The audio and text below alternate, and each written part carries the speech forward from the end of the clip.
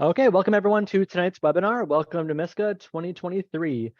This is an informational meeting for coaches and parents alike. Usually there's some student riders also in the meeting. So if you have any questions, feel free to ask. We'll usually wait until the end to ask questions. So if you do have a question about something we're running through throughout the webinar, please go ahead and write that down and save it for the end. Also, we might end up answering that question as we're going. So there will be time at the end for Q&A.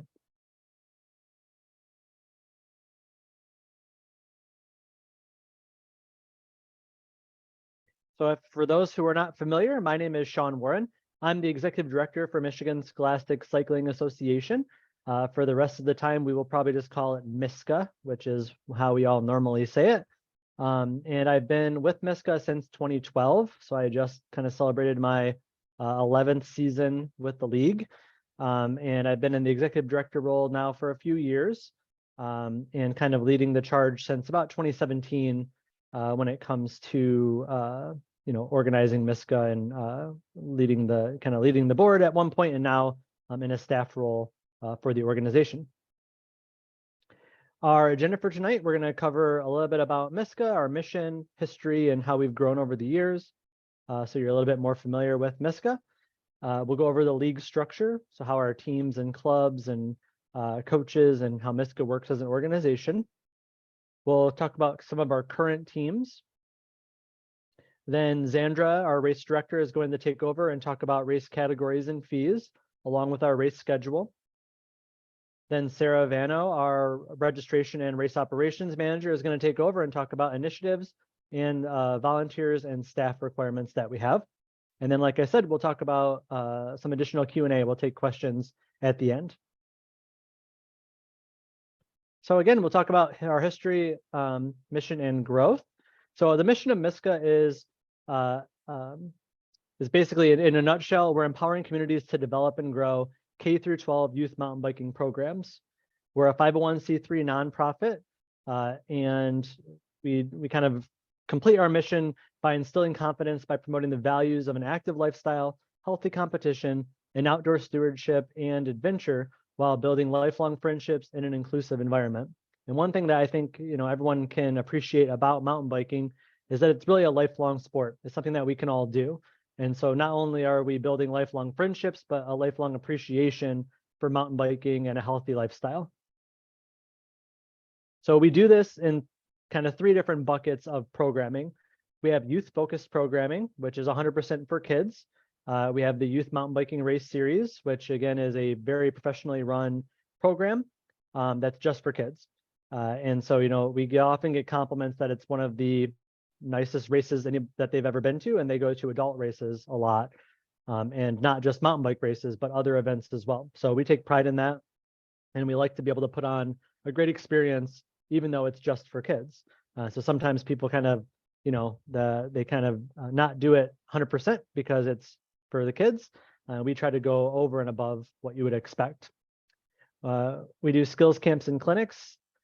We have initiatives to gain more female participation. We are reintroducing our Student Leadership Council this year, and also our Devo Junior Development Program, which is for our more elite athletes. We have coaching curriculum, and we provide guidance to our coaches as well. We develop the curriculum to teach our coaches how to teach the students, and we have a lot of different ability levels for that. We have a certification program for our coaches, so you don't just walk up off the street and start riding with the kids. You have to go through a little bit of a process, and we'll talk about that. And then also we practice safe biking and safe kids principles, so making sure that our coaches are safe with kids. Additionally, we have a statewide network of support. So we help to create new clubs and teams around the state, or help to make our current clubs grow. And we also have a coach advisory committee. So oftentimes before we introduce something new, we'll run it past a group of about 40 or 50 coaches, which is about 10% of our coaches. A few coaches per team are generally in that group. And we'll kind of solicit feedback from that group of coaches. MiSCA was founded in 2010, and that year we had one state championship race. Probably around 30 or 40 kids showed up to that race. It wasn't an organized league structure at all when we first started. In 2012, we got our 501c3 nonprofit status, Before that, we were organized underneath the Michigan Mountain Biking Association, which has recently joined the League of Michigan Bicyclists. So we have a little bit of a history there. And we really appreciated being kind of under their wings for a couple of years as we were getting our own nonprofit status. Before 2014, we actually used to piggyback on to adult races, and we would do youth categories during the adult races, except for our state championship. Our state championship was always student only.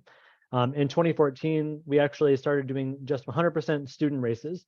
So there's no adults racing that day. It's a youth sport atmosphere, and it's very family friendly, which some of the adult races are adult oriented and adult focused. And so there's going to be adult activities happening, right? So there might be, like things that you would see at a mountain bike race generally you're not seeing at a youth mountain biking race.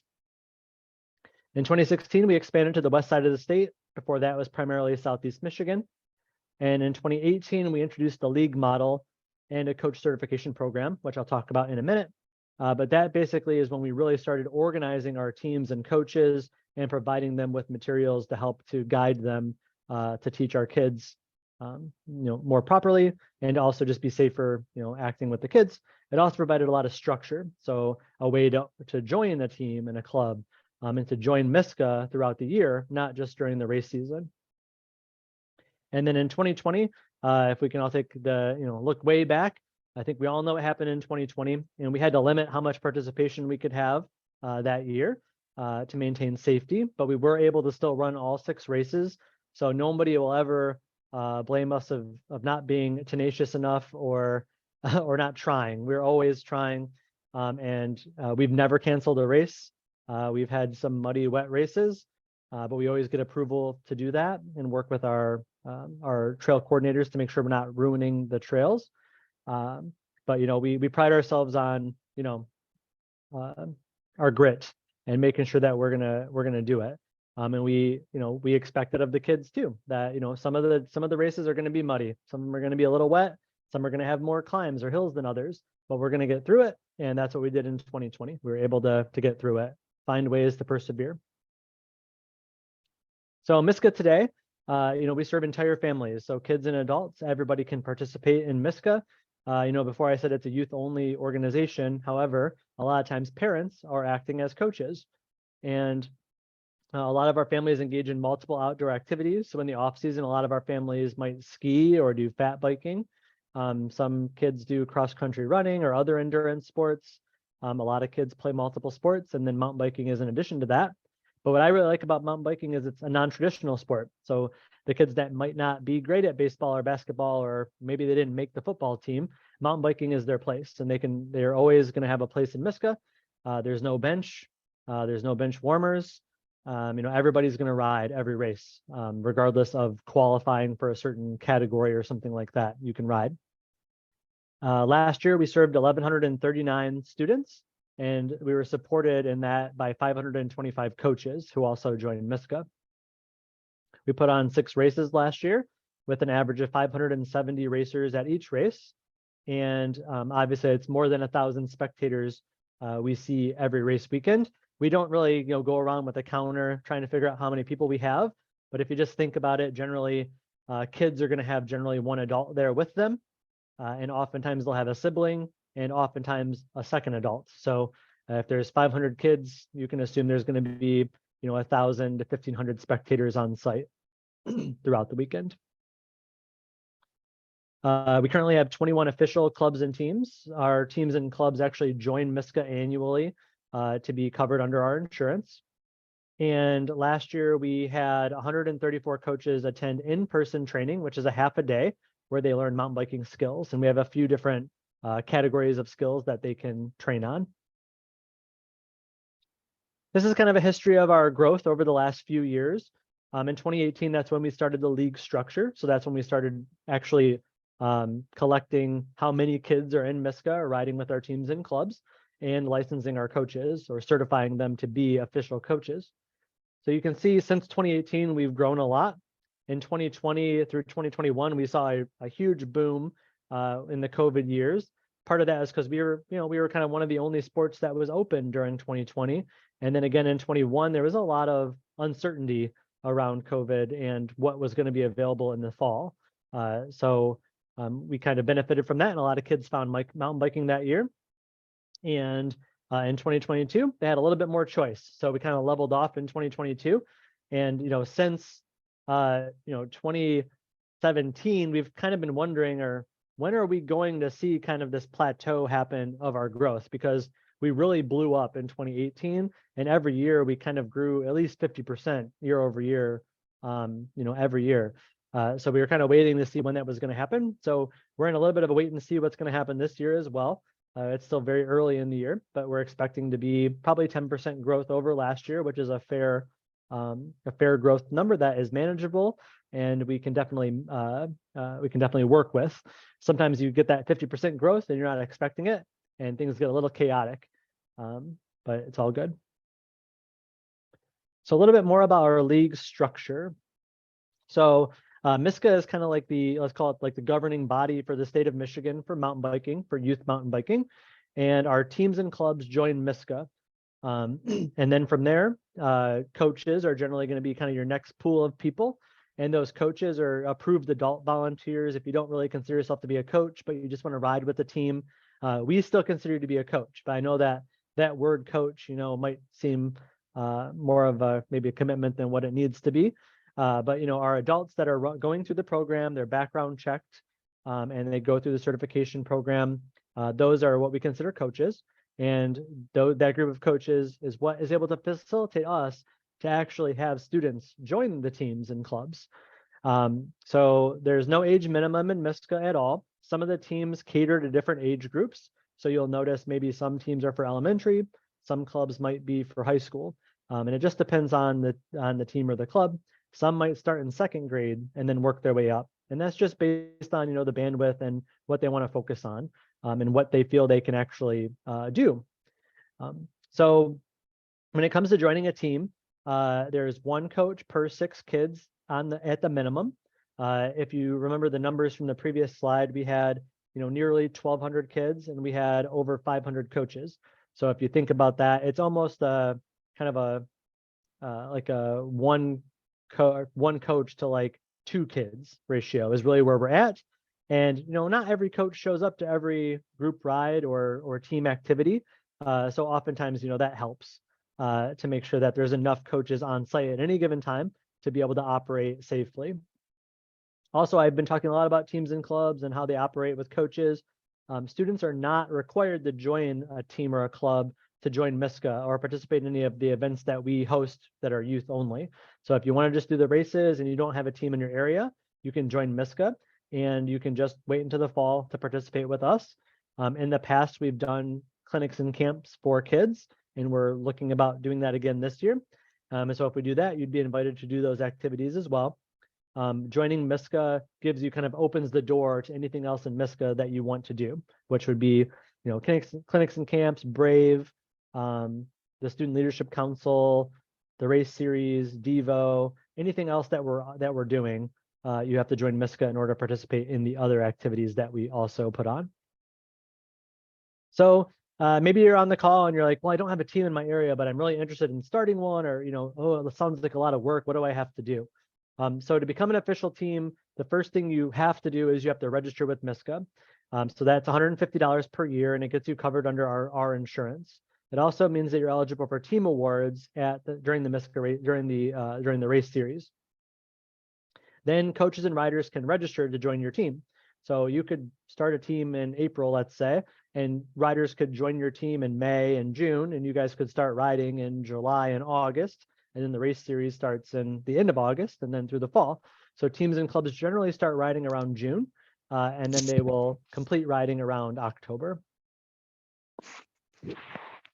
Just one second here.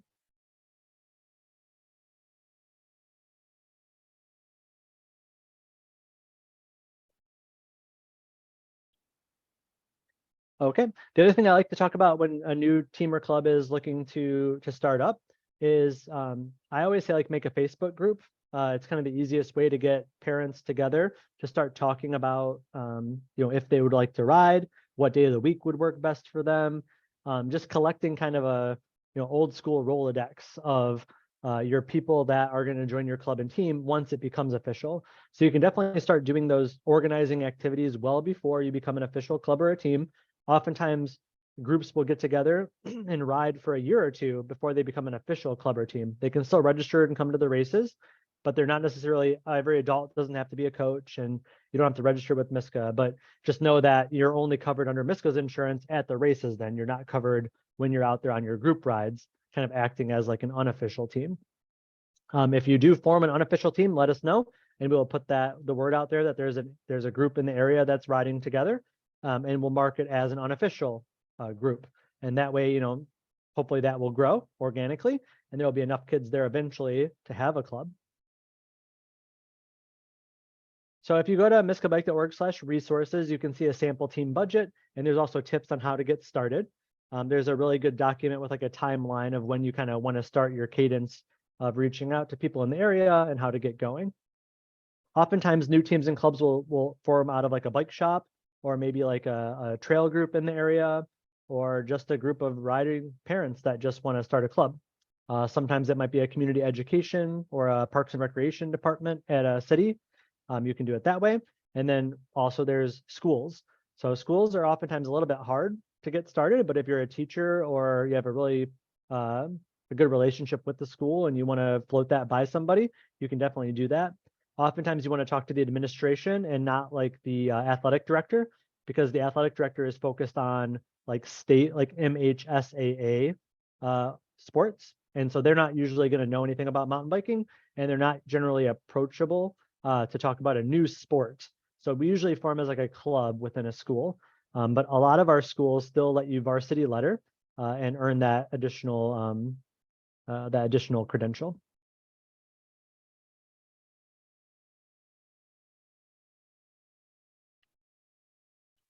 So we talked a little bit about starting a team or a club. So how hard is it to become a coach? So all of our coaches register with MiSCA every year. It's $30. Once again, you have to register with MiSCA in order to ride with your kids during a group ride with MiSCA or with your team or your club. So every adult that's riding with the kids is a coach. That $30 covers your background check, which some other organizations will make you pay for that. And then maybe the registration is free to become a coach, but you have to pay for your background check. So we just include everything with your $30. We don't charge you anything else for the entire year as a coach.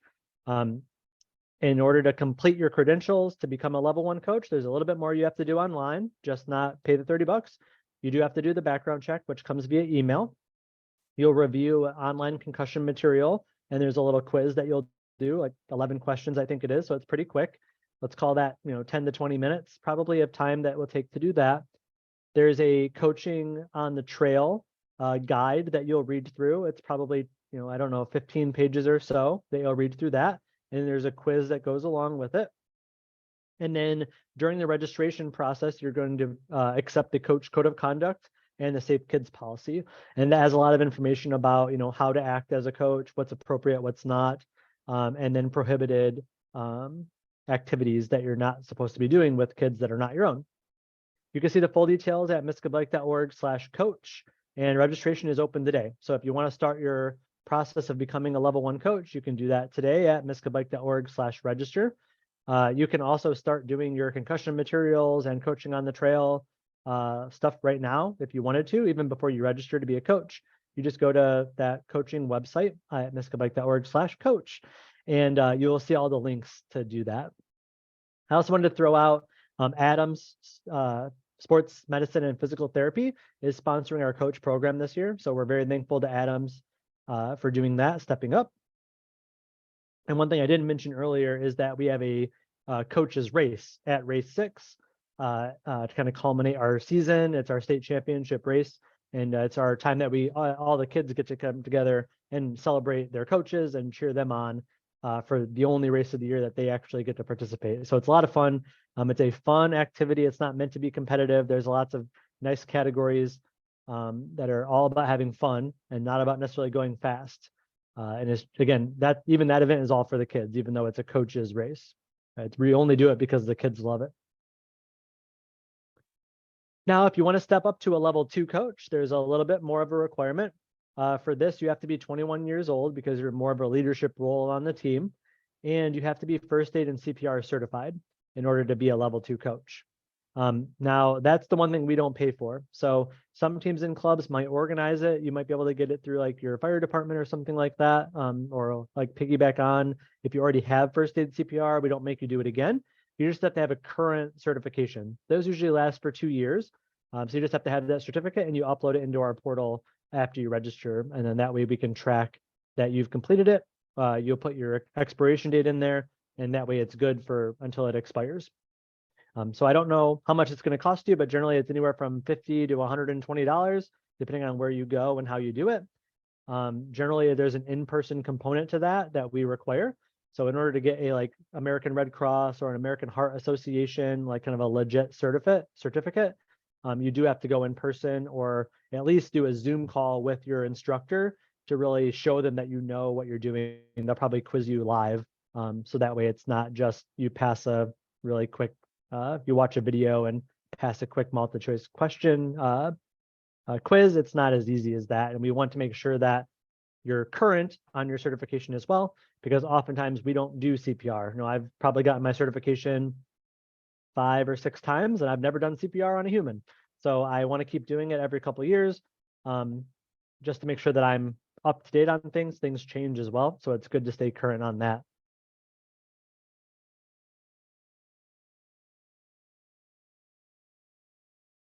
Now, one level up from a level 2 coach is our level 3 coaches. The only difference here is that you're going to attend essential mountain bike skills clinics. It's one clinic, it's 4 hours. And then once you've done the essentials clinic, then you can start doing there. We have an intermediate clinic and an advanced clinic as well, but those are never required. Those are just optional. The question came up too earlier in the year of if I was a like level 1 coach, could I take the essentials clinic even if I don't have first aid CPR? And the answer is definitely yes. And you can even help out as a skills coach. You just wouldn't be able to lead a group ride because we require one level 2 coach to be with every group of riders on the trail. So remember I mentioned that 1 to 6 rider ratio. That's usually pretty easy for the teams to meet. The hard part is getting one level 2 coach with every group, because usually a group is about 10 to 15 riders. And so you need at least one level 2 coach with every single group. So if you have 80 kids on the team, you're probably gonna need 8-ish level 2 coaches at any time. Because again, some coaches can't come to every practice. So you're gonna need a couple backups as well.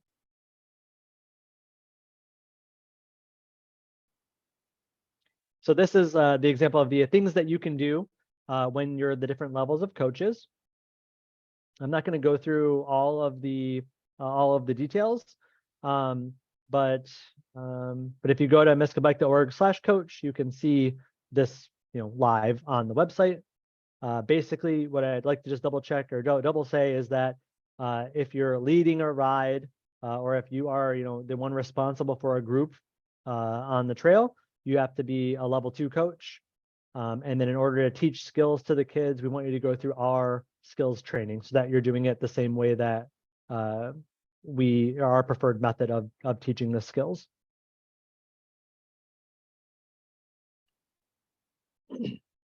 So we talked about how to become a coach. How do you become a rider? So if you're a parent that's just joining MiSCA and you've never done this before, or if you're rusty because last year was the first time we changed our system, you go to miscabike.org/register, and that's where you can start your journey of becoming a MiSCA rider. Oftentimes, if you're going to join a team or a club and this is your first year, you're going to want to reach out to the team directly to see what requirements they have. So they might have, it might only be open for students that go to that specific school, or it might only be open to certain grades, or they might be closed and only available to returning riders for a little while, and then they'll open it up to everybody later. Or they might just be wide open and they'll be really happy to have you. So just reach out to them, and you can ask questions and see, if it's a good fit for your family. And if you go to miscabike.org/teams, you'll see a list of our current teams as well as contact information for each of the head coaches or team directors. So all of our MiSCA riders, they're going to join MiSCA as a member annually. The registration is $75. I do have the scholarship link here. Thanks to Rochester Bike Shop for sponsoring our scholarship program again. And if financials are ever a problem with you, mountain biking and joining MiSCA, definitely fill out a scholarship application. That extends to coaches as well. So if you're a family of 6 and you got 2 coaches and 4 kids, I understand that can be very expensive and it's going to add up. So reach out to us if you have any, financial concerns that are holding you back from joining MiSCA. We have a very liberal approval policy, and we're excited to have you, apply and get you into MiSCA. Once again, you don't have to join a team, so it's an optional thing. But if you do want to join one, you're going to find it at miscabike.org/teams. That's where you're going to find the list of all of them. And again, contact information, how to get with the head coach. And if you're not going to join a team, you can just go to miscabike.org/register. You can go there right now.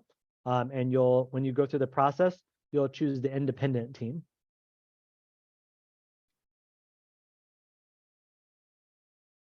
Okay, a little bit about our teams. So our teams are broken into 2 different areas. And I mentioned a little bit ago, some teams are only open to kids that go to their school, right? So those are what we generally call scholastic teams. Now, some schools, like say Brighton High School, they allow kids from outside of the district to join their club and team to ride with them at practices during the week. But when it comes to race day, they're what we call a scholastic team. And a scholastic team is from one school. And so it's Brighton High School. So if you go to Pinckney or Howell schools and you're, joining the Brighton team because your school might not have one, that's great. And you can do that, and you can wear the Brighton jersey even, and you'll be like a member of their team. But on race day, you just don't score points for them. You won't necessarily score points for anybody else, definitely not anybody competing against them, because it's a scholastic category that's only open to school-based teams. But it allows you a place to kind of ride if it's open for you. Oftentimes there'll be preference to kids that go to that school to get a spot first. So if, I think Rochester, for example, is open to other schools as well. But I think they want to see how many kids they're going to have from their school first, and then see how many coaches they have that can support it. So, but that is often available. Lake Orion, I believe is also open. So a lot of our scholastic teams, they might score as scholastic on race day, but they're open to non-school riders during the year. Then we have composite teams, and composite teams are made up of kids from all schools. So oftentimes our scholastic teams will start out as composite. So like Huron Valley, for example, they started as a composite team. And then once they had enough kids that were in high school, because they started kind of young, once they had enough kids that were in high school, then they had enough kids to score as a scholastic team. And then they switched over to a scholastic team, but they still, I'll say occasionally, accept kids from outside of the district. It depends on how much bandwidth they have availability, because they do have preference for kids that go into their school district, because they're going to end up going to the high schools later on once they get older. So again, scholastic teams are generally comprised, at least on race day, they're comprised of only kids from one school, and composite teams are comprised of kids from multiple schools but it still is an organized team. So here's a list of composite teams as an example. So we have a lot of composite teams. I think it's 16 on the list right now. And they're, kind of all over the state, mostly in the southern half of the state, not including the UP when I say southern half. So kind of Lansing and lower generally is kind of where our teams are located. And I'll do a shout out to 2 new teams. I think or 3 new teams actually. So the Black Swamp Riders are out of Toledo. So if you're in Monroe or down like southern Michigan, that might be a team that you would want to join, because we don't have one down that low yet other than Ohio, or anywhere in Ohio, and you want to join a team and join MiSCA, you can do that. It's totally fine. The Lansing Kids Mountain Bike team is a new team for us this year as well, which is great. And then the other new team is the Southwest Michigan Dirt Rippers, and they are out of St. Joseph, so all the way and the Lake Michigan side. The Thundercats started last year. They got Kalamazoo, so they're kind of similar names. So the Southwest Michigan Thundercats are Kalamazoo, and then the Dirt Rippers are St. Joseph. So, Kalamazoo's Battle Creek is a little bit further inland. And then our scholastic teams are here on the board. So again, a lot of these teams will be open to let you join their team if you're outside of the district but live in the area and your team or your school doesn't have a team. They're generally open for you. It's just on race day, you won't score points for that team, and that's totally fine. Okay, so now I'm going to hand it over to Xandra, Xander's our race program director, and she will cover some of the race specific stuff. Hi, everyone. Thanks for joining us tonight. I get to do what I'm going to call the really fun stuff. That's going over the race categories to start. So we are staying with the 2-day race format. On Saturday, we have the addition of some categories, breaking it down a little bit more for the grades. So at the bottom of the graph, we'll see kindergarten and first grade, and then second and third grade will ride together, our fourth grades, fifth grades. And then if you are in any of those grades and consider yourself an advanced elementary rider, you would have a category to ride in separate from what I'm going to say in high school and middle school. We would call it novice versus like a JV or varsity. So elementary grades and then advanced elementary for Saturday. Moving to the Sunday lineup, we have advanced middle school, novice middle school, and we're going to break that down. Novice, 6th grade males, 7th grade males, 8th grade males, and then females, as we're still working to grow that population in the sport, we have 6th through 8th females novice, and then the advanced middle school encompasses 6th, 7th, and 8th grade. Also on Sunday, we will have our high school racing. Again, a few category breakdowns for that based on novice, JV, or varsity. And if you don't know as an independent, you can contact us. We can do our best to point you in the right category. If you are on a team, talk to your coach, and getting closer to race season, they should be able to guide you into what category your rider or you as the rider will go into. So that is our 2-day lineup for Saturday and Sunday. If you were with us last year, our plan still is to have the course available to pre-ride Saturday after the race. So that's something you guys can look forward to if you are returning from last year. Then moving on to the really fun stuff is going to be the race registration fees. Sean did touch on this, that the annual registration is $75 to join MiSCA. If you are a first year rider, the fee drops to $25 for your first year. When you pre-register for the full series. Hey, Xandra, just 1 second, yeah. Sorry. It's a discount of $25 for the first year. Me. Let's correct that. So for your first year, your registration fee with MiSCA would be $50. $25 discount off the first year registering with MiSCA. Thank you, Sean. Okay, so when you pre-register for the full series, you're going to receive half off and our annual t-shirt, which is going to have a fun design this year, as they have been in years past. So if we look at the graph real quick, and this is going to be, it's recorded, so you'll have access to go back to it, or you could take a screenshot. I'm going to break down the math. If you plan on attending 4 or more races, I would encourage you to do the series pass. That's the cost of your 4 races, as long as you're early bird registering. So if you plan on doing 4 or more, that's going to make the most financial benefit. And as Sean mentioned earlier, if there are any financial barriers, please reach out to us, as we do have Rochester Bike Shop offering some scholarships for that. Okay. On the far right side of the graph, we do have what day you're racing. If you have multiple kids racing, we can figure out if we need to be there Saturday, Sunday, the whole fun weekend, or if you're going to be a 1-day race for your kids. Registration is open, so you could go in and grab your series pass and register for your races at this time. Next is going to be our race schedule. This is already on our Facebook page as well as MiSCABike.org. Our first race of the season, we will be going back to the Owassapee Scout Reservation on the west side of the state. It's a lovely property. There's camping near, there's some nice Airbnbs if they're still available out there. So that's a fun weekend, and we'll be doing that August 26th and 27th.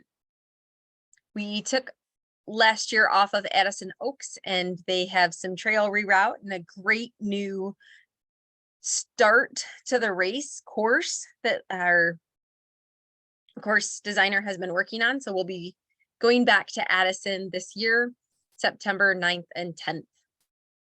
Going to the west side of the state, September 16th and 17th to the Merrill Trail, just north of Grand Rapids. That race will be presented by the Com Cycling Company. September 23rd and 24th, we're going to head to our southernmost venue, to Heritage in Adrian, race presented by Wheels in Motion. That park is just fabulous to work with, and we're very excited to be going back there again. Our season closer last year was at the Lakeshore Park in Novi. We are going to go there for our 5th race on October 7th and 8th, presented by Hammerhead Bikes. If you attended Sunday's race last year at Lakeshore, please encourage everyone to carpool. Parking is limited there, but it's a great course. We're looking forward to going back there. We're very excited to have a new venue to go to this year for our season closing race, our state championship at Stony Creek Metro Park, presented by Cycle Therapy Bicycles. So this is going to be a new venue for us as a race. Our Brave organization has been going there, and it is just a fabulous, fabulous park with camping on site. So that is going to be a wonderful place, a great venue to close out our state championship. That is our 2023 race series. Okay. My last slide, and then I'm going to turn it over to Miss Sarah, is we are continuing our affiliation with USA Cycling. This is a wonderful organization. You can get at the bottom of the screen, there's a discount code which waives a $40 fee towards any of their junior licenses. There's a ton of awesome information on their site. I'm going to put the link in the chat, hopefully, unless Sarah wants to beat me to that, you can pick different memberships. I was actually looking at this for myself as an adult rider, because some of their memberships can cover a lot of unforeseen, I'm going to say, medical costs if anything were to happen on bike. So it's a great association. One of the really cool things is we have a lot of riders that will do their races and they can earn points at our MiSCA races. So even if your racer is going to stay in MiSCA, race all or some of our series, and to not go outside of MiSCA for racing, they can actually help other riders gain points the way that their points work. So it would be beneficial to all of us if we would go in and register for one of their licenses. And as a youth, their basic youth membership license is $40. So it just takes your time to go in and register. Definitely something to consider. With that, the link is in the chat, so you guys can copy and grab that. I'm going to turn it over to Sarah. She is going to go through some amazing information. All right. Hi, I'm Sarah. If you've been emailing me with registration questions, I am the person that's been talking with you, and I've been with the league since 2018. So with that, let's go through some of the initiatives that we have this coming year. So we'll start with a program near and dear to my heart, which is Brave. This is our Girls Adventure Ride Club. This started in 2021 under Tina Meyer of the Lake Orion team. She wanted to form a girls only ride club for high school and middle school girls, which is great because in a lot of teams, female participation is a little bit lower compared to boys participation. So we thought, let's get the girls together across teams and try to build some relationships so that when they show up on race day, or they can see that there's other folks like them within the sport. So we get some new riding buddies. Integration, of course, between boys and girls is great. Sorry, my cat's gonna create chaos while I talk here. Sometimes girls just need their own space to ride together and have fun. So basically the program is we ride for fun. There's no competitive atmosphere. We get ice cream. It's pretty, it's not rocket science. It's just a fun day to ride. So we have four chapters this year. We'll be returning with our original chapter, which is middle school and high school girls in the Southeast Michigan area. Harbor Springs, which is our first program up in Northern Michigan, they'll be returning.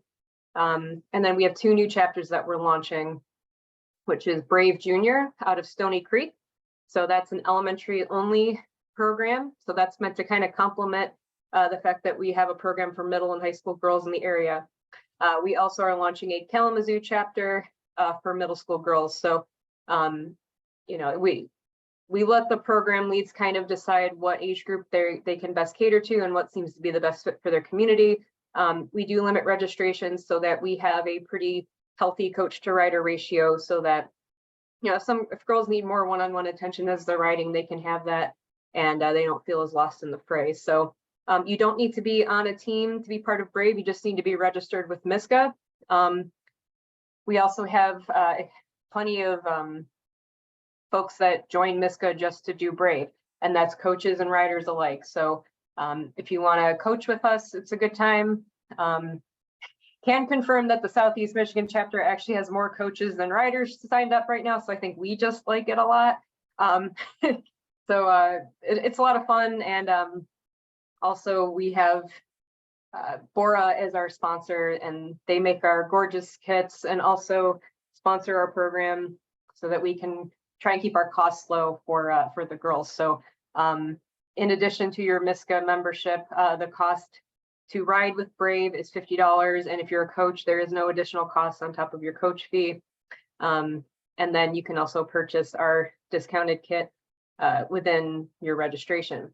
We also opened up a public store so that if you would like to wear our colors, you don't have to be part of Brave to believe in what we're doing. That's also available as well. So all the proceeds from those sales will support the Brave program. Okay.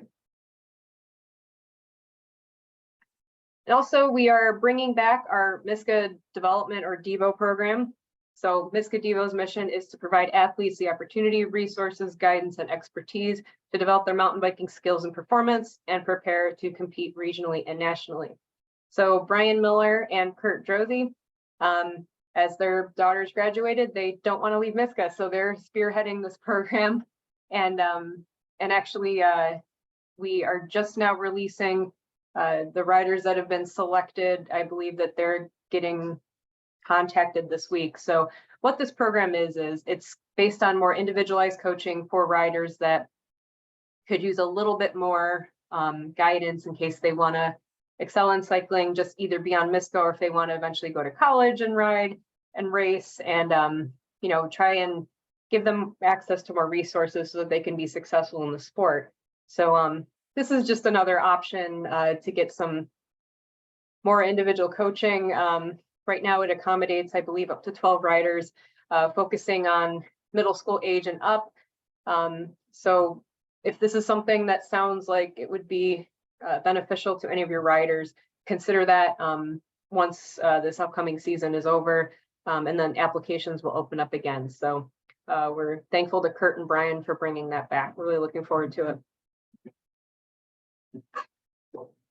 We're also bringing back our Student Leadership Council. So in the past, we kind of let this fall to the wayside for a bit, but we believe that, you know, there's students that they want to get involved with the sport beyond just racing. They might want to get into the trail stewardship side of things, or what it takes to actually put on a race, and what goes into all of our social media and advertising. And another thing that we're adding this year is you can be a junior coach within MiSCA. So you would be an official MiSCA coach. You wouldn't be necessarily like a ride leader coach because you're not 18 yet, but you would be essentially in some coaching capacity on your team if that's the route that you want to go. So we have a few different initiatives within the Student Leadership Council that are listed here. And so if you know of a rider that maybe just wants to get into more of the advocacy side of our sport, this is a great option for them. So there are applications on our website. So applications are due by May 1st. So we'd love to have some of you join us. Okay. Also our coaching curriculum. So if you attend any of our coach clinics this year, you'll be trained by our MiSCA facilitators. We have been coached by Ben Tufford of Cognition Coaching. So he basically built his coaching curriculum on how to teach a variety of skills to student athletes. And I can say that the program does a fantastic job of breaking everything down and making sure that our athletes are riding safely within control, and also working their skills the right way. So we start off with essential skills. These are skills that every rider should know in order to ride within control and within their limits. And that's mostly what we taught last year. We did start to introduce some intermediate skills, which is mostly a progression on essential skills.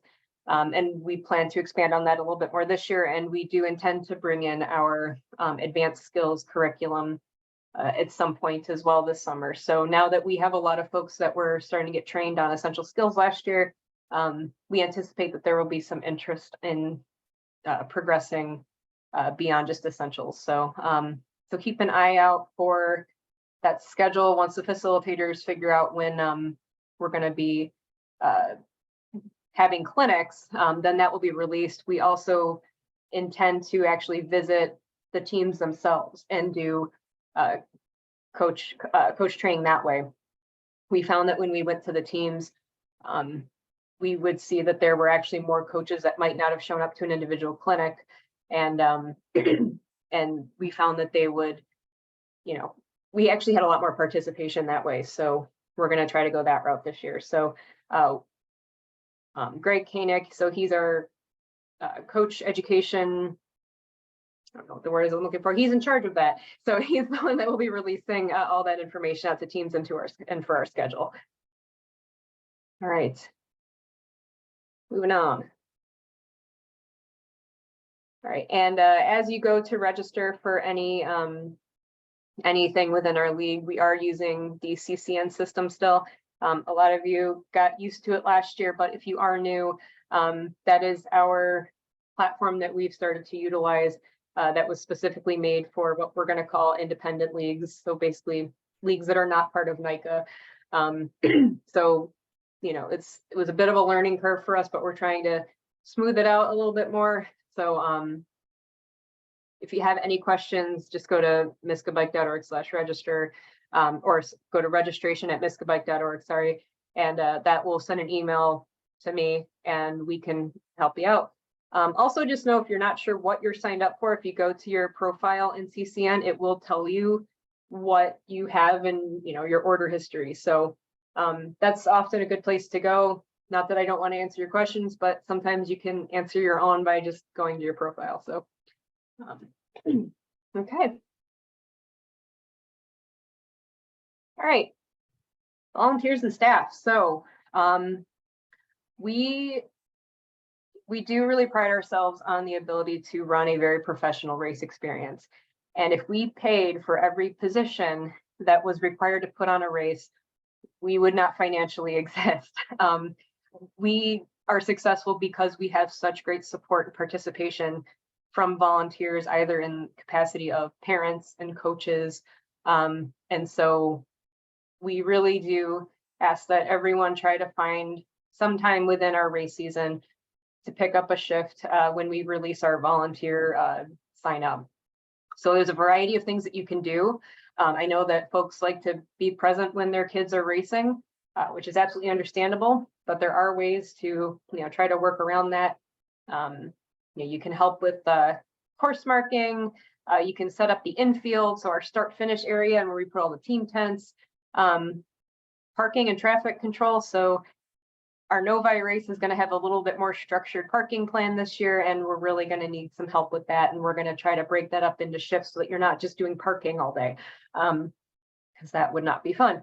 So there's going to be positions like that. Course marshal, you basically get to go out on your bike and watch the race course in action while also making sure that our riders are being safe, and following the rules, and that there's no issues. And if there is any crashes or injuries, you're kind of first on the scene to make sure everything is okay, and understand what we need to do to support that rider. And then course cleanup.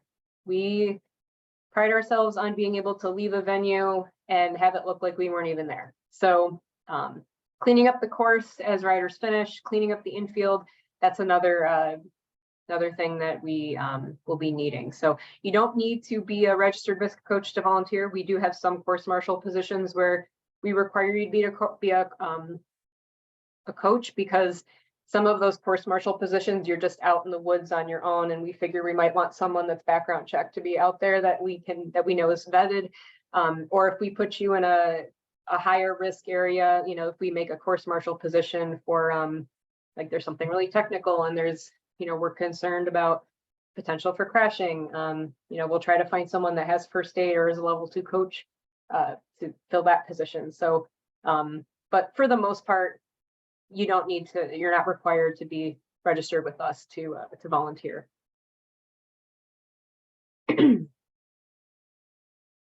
Okay, so on our staff, we are looking to expand to a role that is called basically a quartermaster. So in the past, this was held by people that were already on the race day staff, and this just became too much to handle, both this role and supporting the race all day.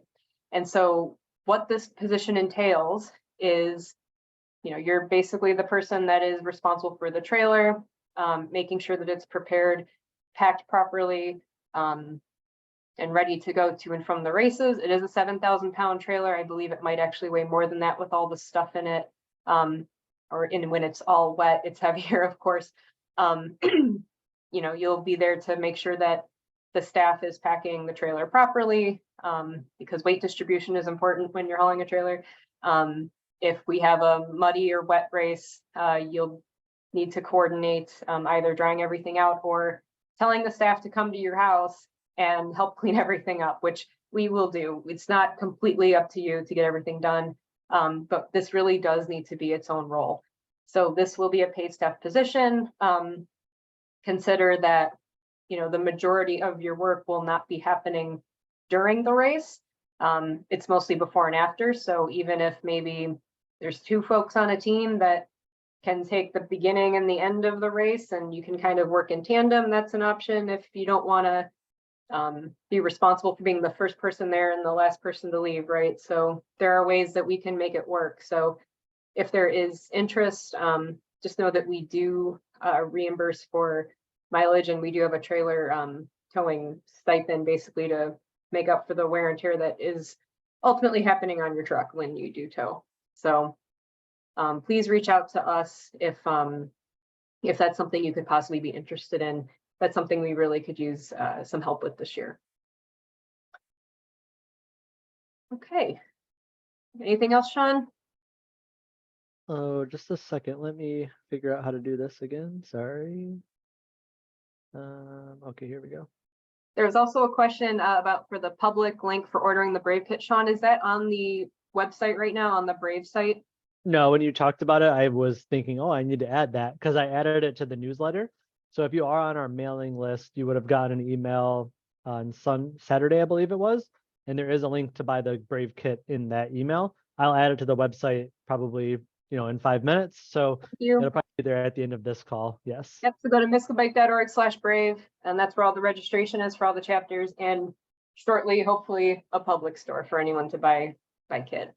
Yep. Actually, you could get, if you didn't get the email from the newsletter, you can go to miscabike.org/update. And then the most recent emails at the top of that. So you can find the link there too, under the Brave section. But yes, I will get it on the website after this call. Thank you, I Sean. did want to focus on this slide just for a moment because another thing that, we rely on volunteers, we rely on registration fees. Again, we can't do any of this for free. And we rely on sponsors and supporters of the sport and mountain biking in general, and youth being active and healthy. So we rely on these sponsors on the screen right now in order to do what we do. So a lot of times what we do is our registration fees kind of cover the cost of putting on the events and the staff and the ambulances and everything else. There's a lot that goes into it. Porta johns are really expensive. You would be surprised. And there's a lot that goes into that. And that's where the fees come in, the fees that your parents pay to put on those events. They're kind of as a one-to-one, we pretty much break even on the events themselves based on the fees that we charge. And then the same thing with the annual fees. We have a pretty big insurance bill. We have staff that runs the league all year round, and that helps to pay for that so that the organization is running all year. What we need other money for is next year. So it's great to break even year after year. We're a nonprofit, and so that's kind of our goal, is to break even. Maybe a little bit less than break even is okay occasionally. But what the sponsors do is they help us plan for next year and pay for next year's growth. We oftentimes don't know what that year is going to even look like. Maybe a down year that we end up having to pay for. And last year we had to reach out to get individual donations from folks in the last quarter of the year, and everybody really stepped up, and we raised over $20,000 from just our supporters in general. One reason why we had to increase fees this year, because we kind of found ourselves in a hole last year. So that's why the rates are the way they are this year. But really, we need our sponsors to fund the growth of the organization and any initiatives that we're doing. So this year we added 3 new annual staff roles for the race director, split that off from my responsibilities, and took a little bit off my plate there. And then also added a risk management and safety director, and then having Greg come on as our coach education coordinator. So having these people helping all year round, it's great to have volunteers, and volunteers are very helpful and we need them. But oftentimes if you're putting in, 10 hours a week, every week for an entire year, it's hard to rely on a volunteer to do that. Or you might need a lot of volunteers to be able to do that. And then it's hard to coordinate that effort without more staff. And so nobody's full-time at MiSCA. We're all part-time and have additional jobs as well. So we're kind of making it work with what we got, and we think we're doing a pretty cool thing. And we all kind of have our own specialties. And so we're able to make it work and able to maintain the growth and the professionalism of the organization, thanks to all of these sponsors on the screen for helping us to maintain all of that. So stay connected with MiSCA. You can sign up for our newsletter at miscabike.org/update. When you register for MiSCA, you're kind of automatically signed up for our newsletter into our mailing list. There is an unsubscribe button on there if you don't want to receive those emails from us anymore, but just let it be known that you will never receive an email from us again. So if you hit that button, if you don't like the newsletter that week, you didn't like a logo you saw on there or something like that, even though they might be our sponsor, if you unsubscribe, you will not get the race updates when they come in the fall. And that's fine. If you don't know your rider's information that we sent to you. Yes, it can be a problem. So just delete it. Yes, we rely on the mailing list to get you information. So we're not going to give you a call if we don't have your email on our list. You will need to get that email. I would recommend that you follow us on social media. So if you don't want the email, you can get that information, at least the newsletter, through MiSCA Bike on Facebook, on Twitter, and on Instagram. We don't post a ton on there. It's no kind of like spam site, and our even on our email list, we only really email you once a month throughout the year. And then during the race season, there's an email for every race. Generally before and after, there's an email with a survey if you registered for the race. So you're only getting emails if you're active at that point, or additional emails when you're active in a program. So sign up to stay connected. You can take a screen capture or take a picture with your phone to go to our website right now, and then you can navigate to all the social media links are at the bottom of the website. So if you having trouble finding us, you can always go to our website and find us there. So the last slide of the day is for questions. So I'll just say one more thing. So if you want to contact me or Xandra, our email addresses are here. If you want to contact Sarah, we have our general registration email address that multiple people get just in case. So you can ask registration questions at registration@miscabike.org, and then we'll make sure that it gets answered. So if you're in the system having trouble, you can email registration at anything to do with the registration system. It's good to email that address. If you have general questions, email me. And then if it's a race related question, then Xandra is a good person to contact. If you're not sure who to contact, put us all on there and we'll figure it out. Well, the right person will reply. No big deal. And if you have a personal grievance with me, I think my email is on the MiSCA website too. Wouldn't surprise me. Yep. So you feel free to ask questions in the chat right now. If you do have any questions about this year or about MiSCA in general, any feedback or advice or anything like that, we still have time before the race series starts to make any kind of small changes or tweaks to the year.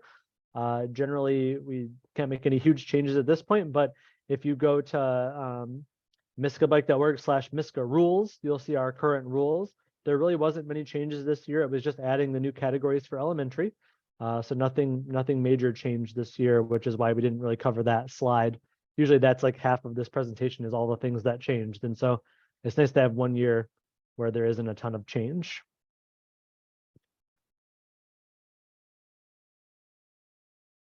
Trying to figure out where to put all our elementary kids.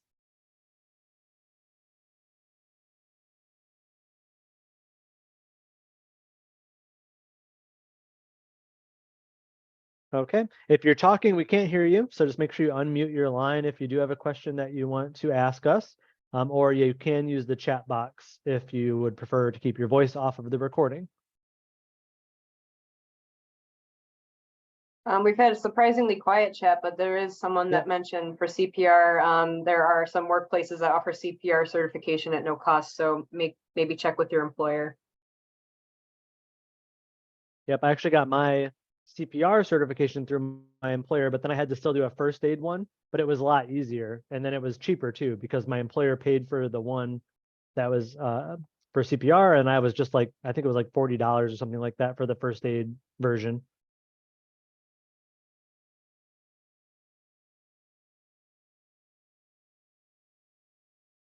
Alrighty, it's quiet. We won't drag it out. So if you do have any questions, again, our email addresses are on the screen, so you can email us anytime. And we're looking forward to a great season. The last thing I'll say before I close it is that some of the teams have not started registration yet. So if your team, if you're like, oh, you said I can register now, but when I go to sign up for my team, it says it's closed. It might just be that it's not open yet. Some of the teams wait a month or two after MiSCA opens up our general registration. Ours has to be live for them to go live. So some of them might wait a little bit longer. They might be opening it up just to their current or previous team members first, and then they'll open up to everybody after that. They might be registering coaches first to see how many kids that they can limit their participation to make sure they have the right ratios. And they might be recruiting. So again, miscabike.org/teams is a good place to start your process if you haven't yet. So awesome. Thanks, guys. This will be recorded on YouTube, so you can always relive it if you would like to. Otherwise, we will see you at an event soon. Thank you, Xandra and Sarah, also.